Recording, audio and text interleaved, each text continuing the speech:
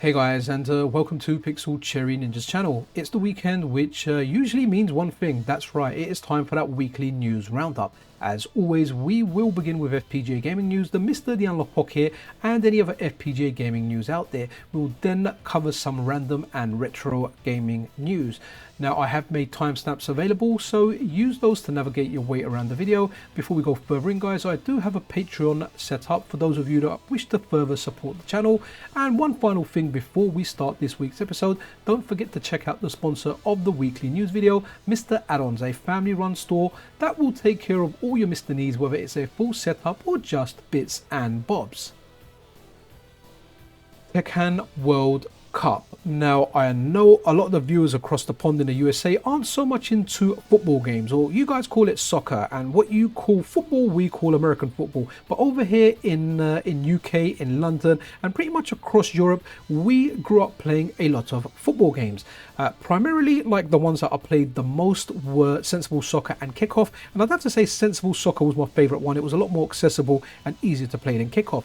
So that's the reason I get excited about this. It looks like an arcade version of those games. I know when I first mentioned this in the videos, you guys gave me a lot of insight into the developers and how they went on to make other games. This game was later known as a home console release on systems such as the NES as Tecmo World Cup. But either way, it looks like a really good game. So this is something Hotego will be bringing over to FPGA. It should be coming out for every FPGA device that can handle it. So the MiSTer, the Analogue Pocket, the CD or the CD128, and potentially the MiSTer as well. Hotego does what he does. But let's have a look at some tweets he's shared regarding his current work on this core.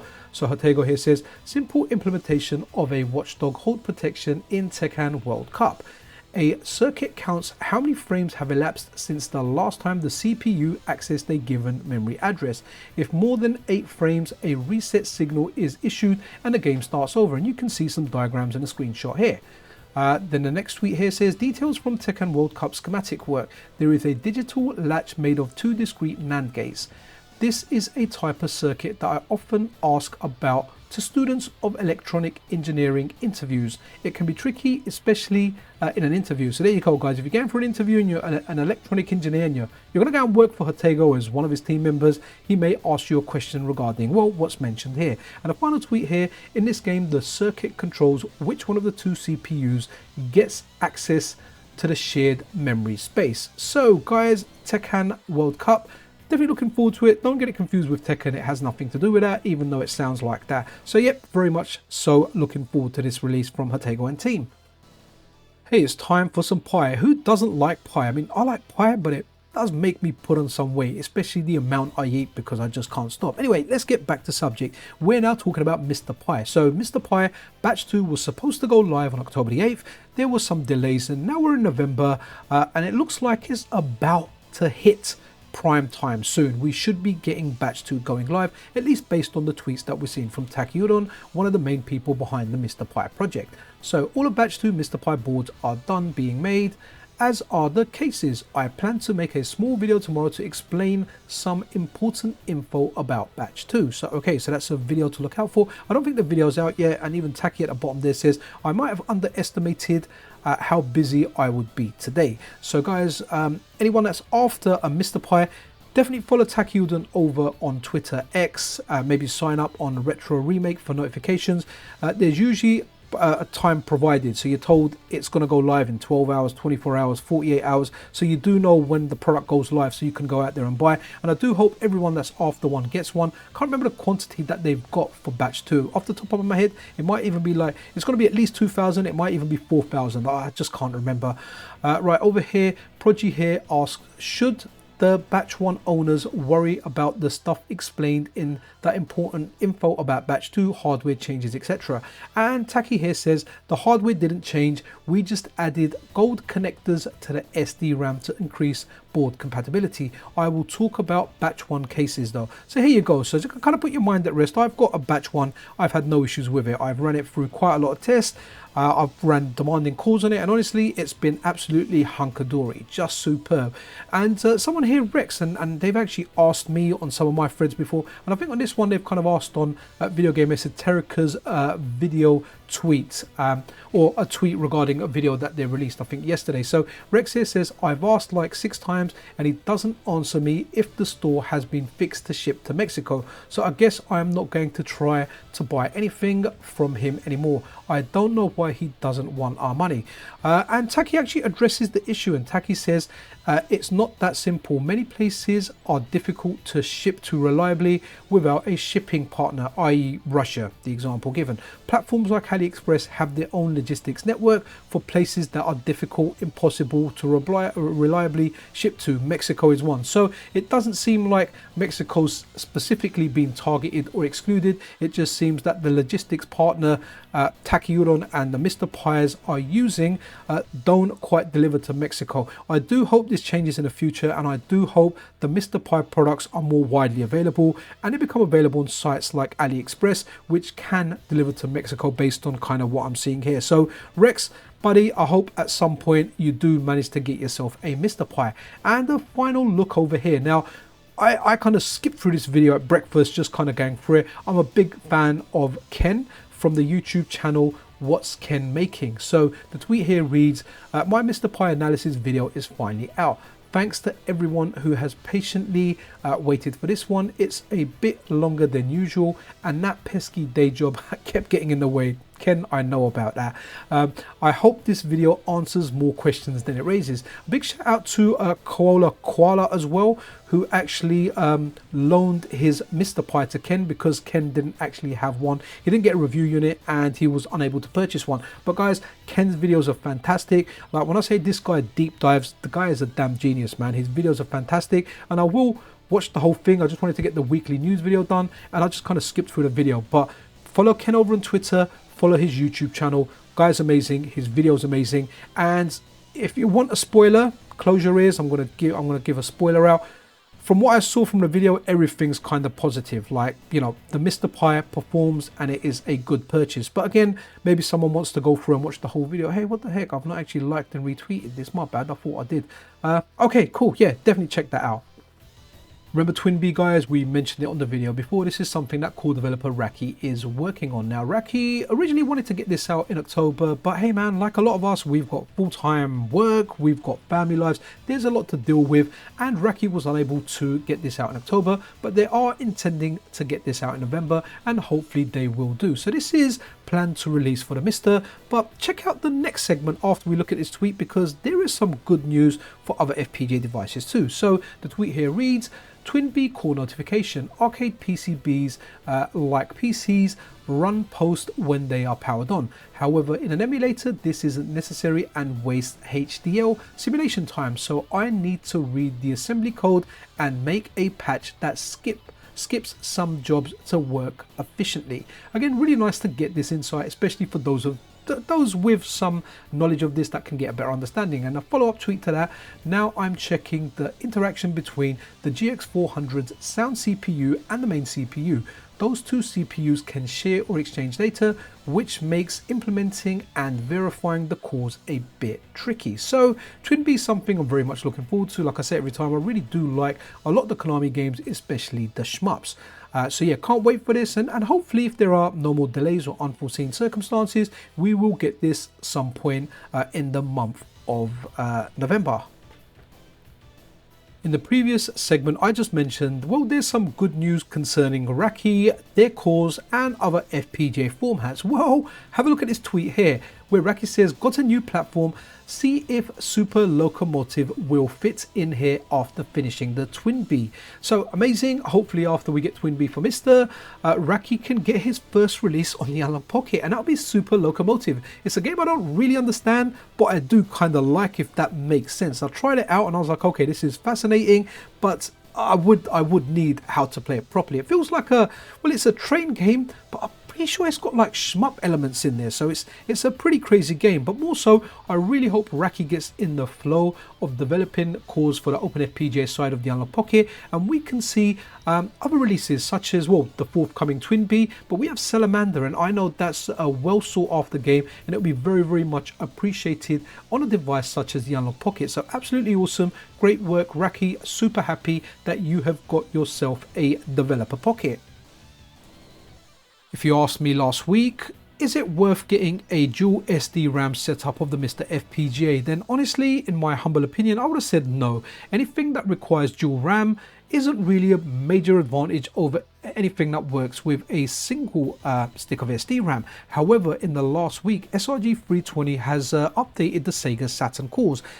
In particular, some of the slowdown that occurs on SD-RAM has been negated on dual RAM setups. This in particular benefits fighting games like Virtua Fighter 2, what you're seeing on screen now, stuff like Dead or Alive, Fighters, Megamix, Fighting Vipers. Hopefully, if I get a bit of time on the weekend, if I do a stream this weekend, it will be a Sega Saturn stream on a dual SD-RAM MiSTer, so we can actually try this stuff out. If I have lots of time, I might even be able to do a side-to-side, but those are a bit more difficult to do, and I might be pressed for time. If you want to get the latest version of this core and you do have a dual SD-RAM MiSTer, it's not available via Update Tool. You would need to go to the MiSTer FPGA Discord. That's the best place to get it from anyway. You can get a compiled version of the core under the unstable nightly section. But SRG320 is making excellent progress. He's trying to take this core as far as he can. Now, there may be some limitations with the MiSTer, especially with the single SD-RAM, and maybe even with the dual SD-RAM, it won't be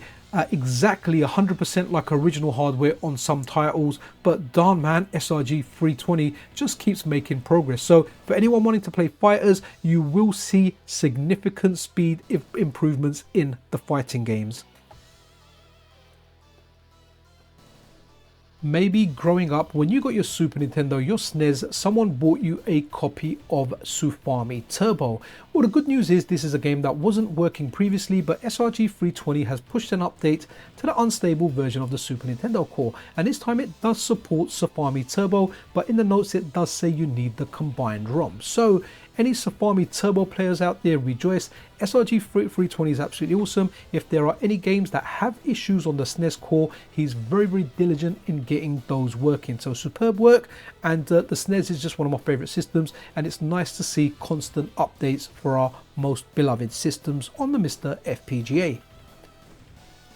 We had a look at this case last week, or some renders of this case from the person that made this, Fawn. Is that how you say it? FTWWN. And guys, this is a case for the MiSTer Pi, the Taki Uron take on the MiSTer FPGA project. Now, last week we looked at renders, but the developer's actually gone and printed it now, and he's shared screenshots of it. So if you want to get this for yourself, you can head over to Make a World. I'll leave a link to this in the description. If you want a case that's inspired by the N64, and I guess at the time the Analogue 3D was announced, so you can kind of have like a MiSTer FPGA N64 Analogue 3D edition. Quite the mouthful, but again, looking at the pictures, that's the renders we had a look at last week. Let me just bring up a bigger picture that they posted up on Discord, and you can see there they've got that attached to their CRT display. Looks absolutely fantastic, and I'll say it again, it reminds me like if Darth Vader had a MiSTer, this is the kind of case that Darth Vader would go for. Fantastic work from FWWN or Fawn. I look forward to any other future cases this person brings out, but awesome work and an awesome case. Just touching here on the Analogue 3D, it did take a little bit of time, but if you wanted to pre-order one and you haven't got your pre-order in already, they are actually sold out. So initially the white one went out of stock first. The black one was available earlier this week, but I think like a few days ago, maybe even like 3 days ago, they just completely went out of stock. So if you didn't get one and you want to get one, you will likely have to wait for when Analogue either have it in stock or open a pre-order window again. But yeah, sold out, so the demand's there. So looking forward to all of you guys getting your Analogue 3Ds in the future. Let's now talk SuperSEGA. Honestly, what can I say? This has gained a lot of coverage, but I have to say for the most part the coverage hasn't been positive about this project. People are picking out holes, people are saying the PC design is incorrect, things aren't at the correct distance, there aren't the correct voltage regulators, and a lot of respected developers within the community are calling this project to be, well, incorrect at the very least. So I don't want to cast any judgment on this. I'm just kind of putting out what's there. But their channel, the video seemed to be very, very bizarre. So they put a channel out of a 3D printed SuperSEGA case in which you can put your Mega Drive, your Master System cartridge. You know, then this is a really bizarre video. You've got footage of Alejandro, one of the team members, appearing on Spanish TV 5 years ago. What relevance this has to the project, honestly guys, I don't know, but it's ended up just being very, very bizarre.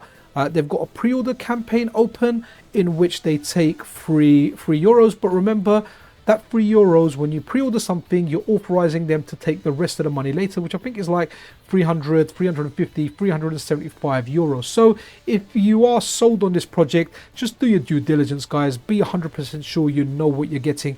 Me, personally, I would not invest even €3 in this, but that is me. I don't want to say it's a scam. I don't want to say it's legit. I'm just saying it's very, very bizarre. And I've covered it. Lots of other channels have covered it. Video Game Esoterica. There's a channel I like, it's like Reese's Rants or something it's called. He's spoken about it. Mad Little Pixel spoken about it. There's articles on time extension. And honestly, for the whole part, nothing has been positive. Community feedback kind of shows that the videos, yeah, no one's got confidence in this, and most people out there believe this to be a scam. So let me know your thoughts below. But for me, for the most part, it's bizarre, especially when you're sharing stuff like this. What relevance does this have? Seriously, I'm completely baffed. If you guys aren't familiar with Nuki KT, well, Nuki KT is the person that fully reverse engineered the Mega Drive, and I think it was a software emulator they created, but at least all their kind of reverse engineering work they made available, and Sorg then ported that work over into a new Mega Drive core. So for the MiSTer, we have a cycle accurate Mega Drive core. Previous to that, we had a Genesis core from, if I'm not mistaken, was based on an emulator. Honestly, I really did like the Genesis core as well, but we now have a more accurate core, which is a port of the Nuki KT core. Nuki KT's work that's been implemented into the core. I'm not exactly sure how to phrase it. Feel free to correct me in the comments and educate me as you guys normally do. But over here, Nuki KT says, finished reverse engineering Toshiba's CMOS Z80 with ORG, what's that? Or game spec, okay. Was used in some Mega Drive 2 models. Extra credit to Attic's game for source picture. So there you go. So Nuki KT still working diligently on stuff, and this has something to do with a Mega Drive 2. A shout out to RobF228 who actually tagged me in this tweet, and I think Rob, you sent me a message over on Patreon as well. I'm really sorry I couldn't respond back, but I did get your message. I've not had a chance to check this out, but I feel like it's something worth mentioning because of the people behind it, and previous work that they have done is excellent. So New Pi console solves a lot of problems, and going over to that YouTube link, it goes over to a channel that I like, which is RMC the Cave. And here we go, a new retro gaming console, MultiPi and MultiPi JAMMA. And over here they kind of talk you through the whole processes, what it offers, exactly what it does, putting it together, and it just shows you a whole bunch of stuff on here. Now, I'm really sorry, I've been pressed for time, so this isn't something that I've been able to go through and watch, but I will leave a link to this video in the description if you do want to check it out. And if this is something up your street and something that you want, then maybe you want to go out and get this. But again, sounds interesting, don't know too much about it, but as the title says, a new retro gaming console, MultiPi and MultiPi JAMMA. I did a live stream, I can't even remember, was it last week sometime, and we looked at various stuff on the MiSTer, and I started it with Princess Crown because recently it got translated. It's not something I had the time to play entirely through, but from what I understand, there may be some issues with its translation, so hopefully it will get an update. But for the most part, it's a very, very nice looking game. It's from the people that went on to become Vanillaware, and you can see it straight away, because when I saw this game, I was like, this is Vanillaware. It wasn't, and then people said, no, the people that made this went on to make games that I like Odin's Sphere and Dragon's Crown. So Princess Crown for the Saturn has been translated. There may be some issues with it, so maybe you want to give it a Google just to find out exactly what the issues are. But for the most part, you might be able to play it and enjoy it. And it's amazing seeing fan stuff like this come out. Absolutely love translations. It gives us access to games that we thought we never may have been able to play.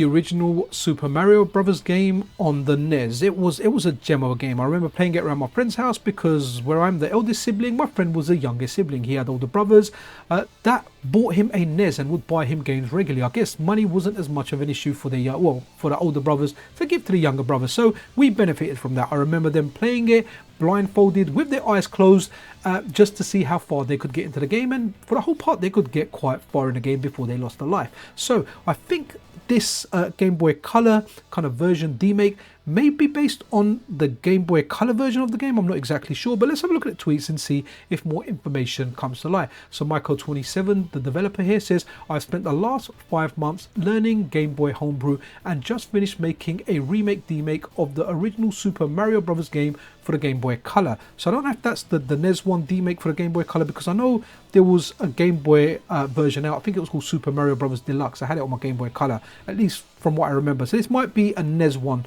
is what I'm thinking. But again, feel free to correct me here. I'm just going by what I'm reading here. It has all the original stages plus 8 new custom worlds, new themes, and new power and custom bosses. So that's interesting.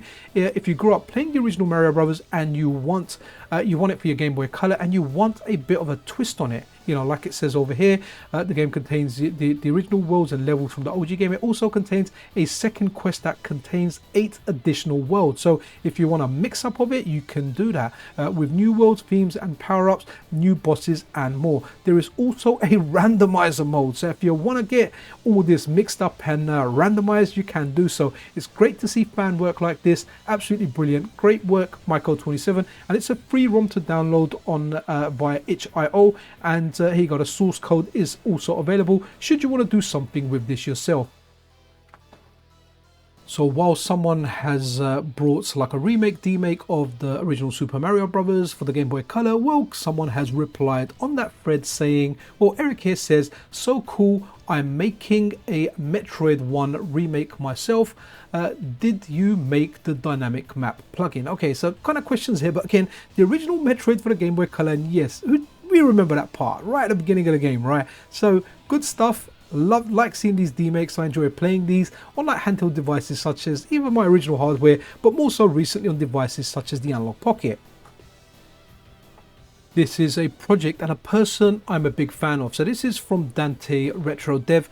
Definitely follow them over on Twitter. It's one of the best accounts. Like they're an account that just show hidden gems, but as well as just giving me that information, they're also working on Castlevania AGA. Now I've tried this out a few times. Again, due to lack of time, I can't play all the games I want or run videos and everything that I want. I wish if I could. In a perfect world I would, but I do have a busy weekend ahead of me even now. So they have updated Castlevania AGA, but what's so fantastic about it is the update it's available for so many different formats, or so many different ways of playing it. WHD load version, Windows version, which means you can just run it on Windows. The emulator and everything it'll be a package file, so you literally just run it and it will run an emulator and it will run on your Windows machine.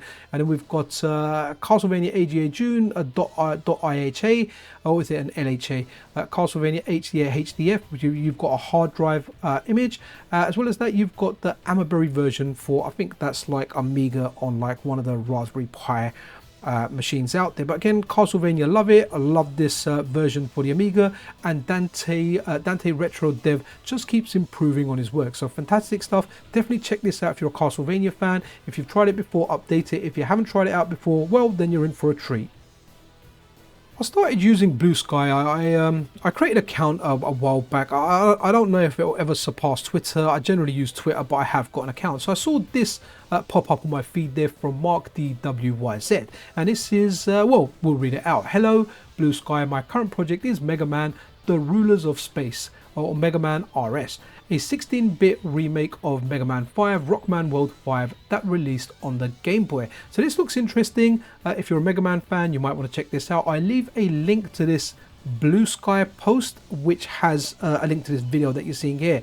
Again, if you're a Mega Man fan, you may well be interested in this 16-bit implementation of this game. So guys, that about wraps it up for this week. I really do hope you enjoyed this week's episode. If you did, then a subscription and a like is always super duper appreciated. Be absolutely awesome to one another, guys. This is Pixel Cherry Ninja out.